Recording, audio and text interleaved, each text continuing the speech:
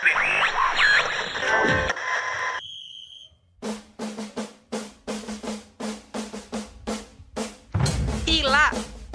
Ilá. Ilá. Ilá. Ilá. Isla. Ilá. Ilá. Ilá Podcast.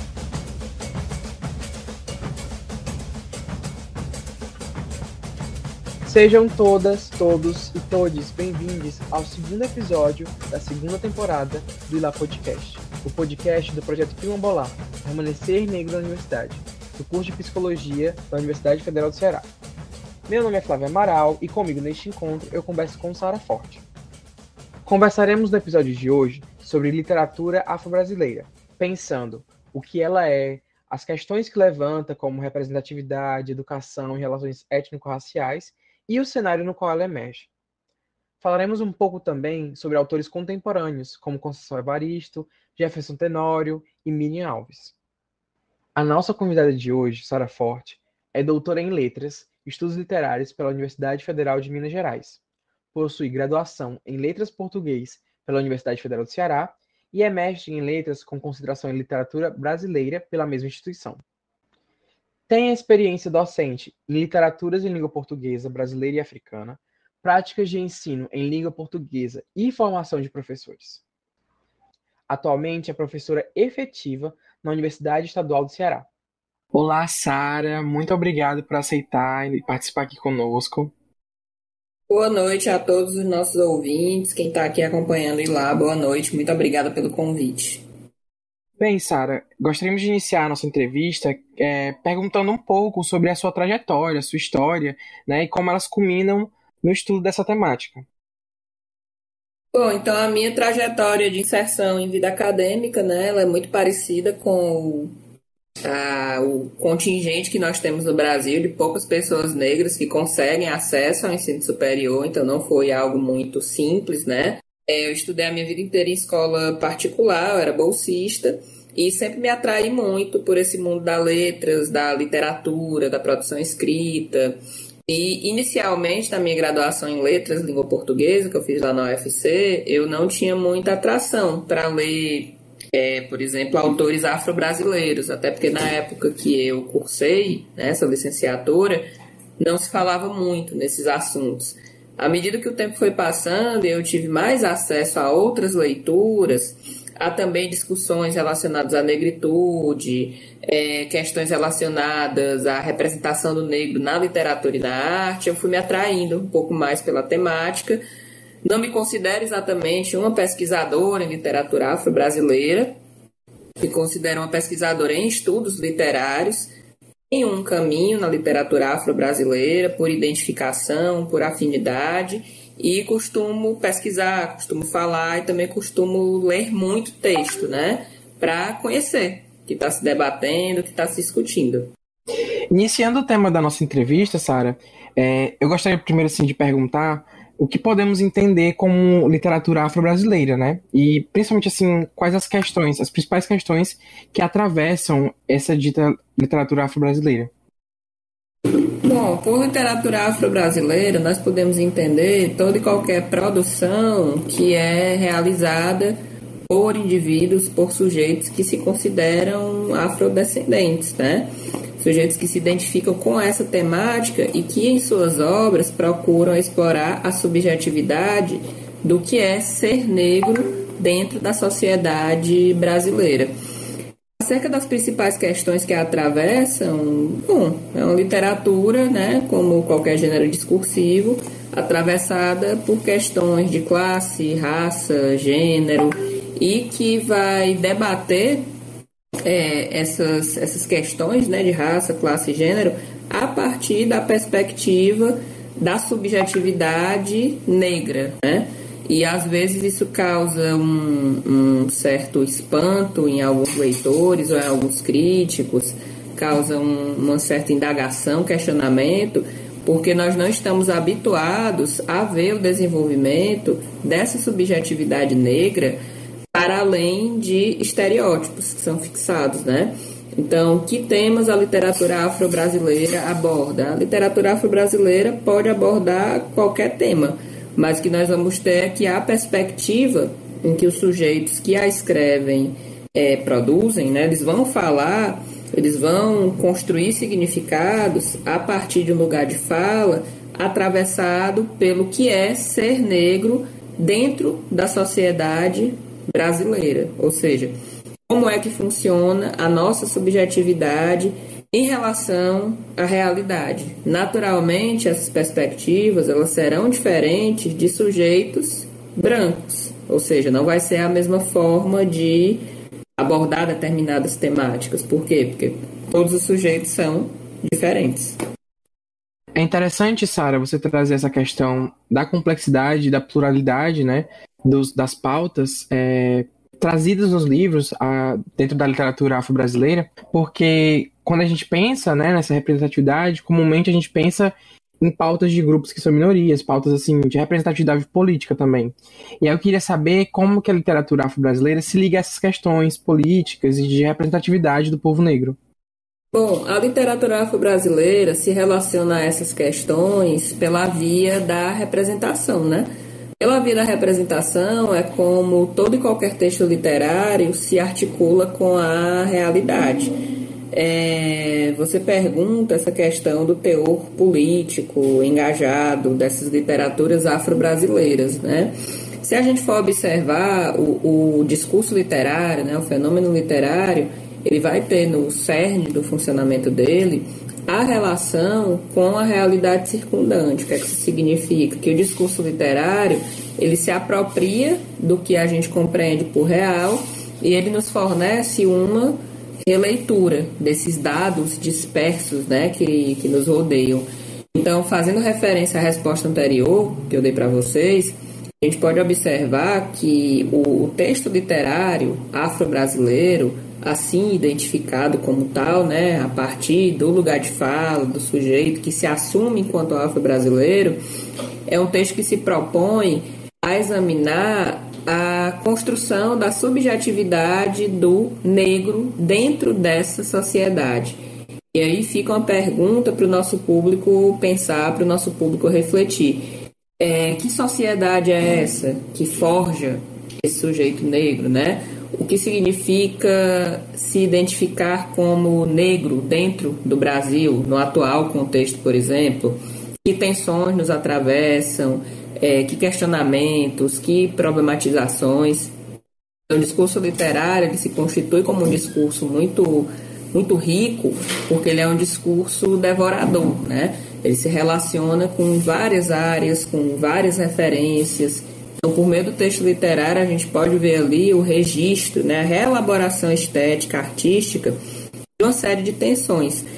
Às vezes, há, por parte da crítica, uma exigência velada de que textos afro-brasileiros se voltem exclusivamente para questões relacionadas a sofrimento, a violência. Porém, a literatura afro-brasileira ela não se constitui exclusivamente desses assuntos, dessas temáticas. São textos que podem abordar todo e qualquer assunto, mas o diferencial que nós vamos ter é que a perspectiva que se desenrola nessas narrativas não será uma perspectiva da branquitude, mas vai ser uma perspectiva de rasura, de questionamento, que vai emergir de vozes secularmente silenciadas, as quais não eram escutadas durante muito tempo. Então, esse aí vai ser, eu falei diferencial, né? Mas eu prefiro falar agora que essa aí vai ser uma marca constitutiva desses discursos. Sara, mudando um pouco o olhar, ultimamente, assim, de alguns tempos para cá, né, eu lembro até de alguns pontos no quais algumas obras de pessoas negras estavam sendo colocadas como mais vendidas em alguns sites como, né, sites de venda. E aí eu gostaria de saber como você vê, se você vê que há ou não há, como você se entende essa abertura do mercado editorial atualmente para as obras de pessoas negras.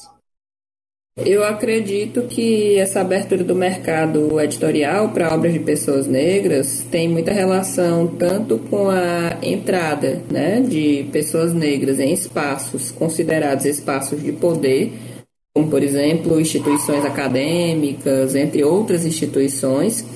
Há também a questão de furar um bloqueio editorial, que a gente sabe que ainda é bastante intenso, né? Então, a gente vê aí obras muito conhecidas despontando no mercado editorial atualmente, a gente vê editoras que são especializadas, mas se a gente observar num todo, né, observando o mercado editorial brasileiro hoje em dia, isso ainda é muito pouco. Por que é muito pouco? Porque nós estamos num país cuja população é aproximadamente, conforme o censo do IBGE, né, 54% da população que se considera negra. E aí a gente ainda observa que certos espaços, certos mercados, eles ainda são controlados por pessoas brancas. E quando o sujeito negro está dentro daquele espaço, está presente naquele mercado, ele ainda é visto como uma exceção, como algo que está sendo muito aceito, né? Como algo assim que, nossa, estão publicando mais. Estão, de fato, publicando mais. Mas se a gente levar em consideração o contingente de pessoas negras que existem na nossa população, que não tem nem acesso propriamente a essas obras, né, das quais elas serão as protagonistas. Muitas pessoas não têm acesso a essa tecnologia que é a escrita e a leitura. A gente observa que isso ainda é muito pouco e ainda vai figurar como uma concessão da branquitude, né? Ainda figura como uma concessão, como uma divisão de espaço, quando na verdade o que a gente observa é que a representatividade de mais da metade da população brasileira, ela não deveria ser vista ainda como um ponto fora da curva, mas como algo que integra um grande projeto social de mudança, né? Ou seja, como é que seriam os fenômenos políticos, sociais, perspectivados a partir de uma subjetividade negra, né? A gente ainda é muito acostumado a enxergar o mundo sob as lentes, pelas lentes da branquitude, pelas lentes do eurocentrismo. E ter uma mirada decolonial, uma mirada que vise a desconstrução, um ponto de partida que não esteja muito subvencionado pela lógica do sujeito branco de ver a sociedade, ainda é muito complicado. E eu acredito, né, porque eu sou uma pessoa otimista, que a nossa sociedade ela pode caminhar para isso, com alguns retrocessos, com algumas paradas, mas as conquistas elas já aconteceram. Muito embora a gente ainda observe, quando vai, por exemplo, examinar Atlas da Violência do Brasil, que a população que ainda é mais assassinada, a população que ainda é mais vitimizada, é a população negra, né? Sobretudo mulheres negras, que são vítimas de violência letal.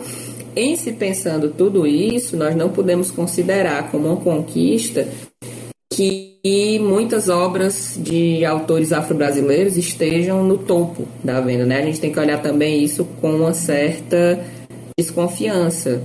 É um aumento das publicações? Sim, é um aumento considerável, mas considerando todo o contexto que nós temos no Brasil, a população que nós temos, o preconceito, o racismo estrutural que impera na nossa sociedade, ainda é muito pouco, né? Eu acredito que futuramente, para as próximas gerações, tudo isso aí vai ser reformulado. Inclusive, a gente já está no meio desse processo, né? A gente está no meio desse turbilhão de transformações, que ainda está longe de chegar ao termo. Bem, Sara, é interessante pensar como a literatura e a cultura se mostram também como esses espaços de disputa para trazer visões, para trazer perspectivas e pautas também, mas, como você colocou, né, tem outras questões também que atuam ali. E aí, para trazer essa literatura como que a gente está falando aqui, essa afroliteratura, eu queria aqui perguntar quais autores contemporâneos, quais obras que você colocaria em destaque aqui, daria como indicações? A gente tem muitos autores aí que estão em visibilidade, são autores muito interessantes, são autores muito bons assim da gente ler, da gente conhecer. Mas para conversar um pouco com vocês hoje, eu prefiro destacar um autor que foi prêmio, né? Ele foi ganhador aí desse prêmio Jabuti, dessa edição para a categoria romance literário do ano de 2021, que é o autor Jefferson Tenório, com o romance O Avesso da Pele. Essa obra foi ganhadora, né? Uma obra que está sendo aí muito discutida. Não sei se está sendo tão lida quanto está sendo discutida, talvez agora com a premiação ela vai ser mais lida. Ela ganhou também, inclusive, vários outros prêmios. É uma obra contemporânea, é um romance, e vai ser um romance muito curioso, muito interessante, né? Que chama bastante a atenção e fala sobre uma tensa relação entre pai e filho. É um romance que é narrado pelo filho, tá? E vai partir de uma série de retalhos de lembranças que esse filho tem desse pai. E à medida que ele rememora a história que ele tem com o pai dele, à medida que ele reconstrói os passos desse pai, ele vai lembrando de várias marcas identitárias de relacionamento, de problemáticas que o atravessam, de relacionamentos interraciais, de sofrimentos específicos do que é ser um homem negro dentro da sociedade brasileira. E a obra vai ter uma culminância muito interessante, que eu não vou falar o final aqui, justamente para não dar spoiler, né? Senão não vai ter graça você chegar e ler o romance todo. Mas é um romance que eu indico bastante, não somente eu, para quem quer conhecer um pouco sobre essa representatividade negra a partir de um personagem que está situado em Porto Alegre, né? Um lugar que majoritariamente a gente vai ter ali muito mais gente branca.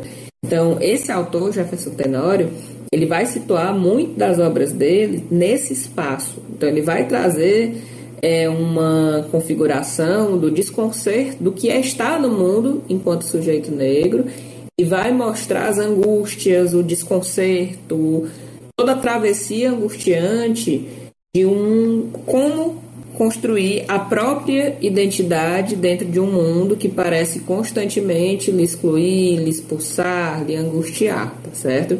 Então leiam essa obra, leiam esse romance do Jefferson Tenório, O Avesso da Pele. É uma obra muito importante, creio eu que daqui a alguns anos ela será considerada aí um clássico para as novas gerações.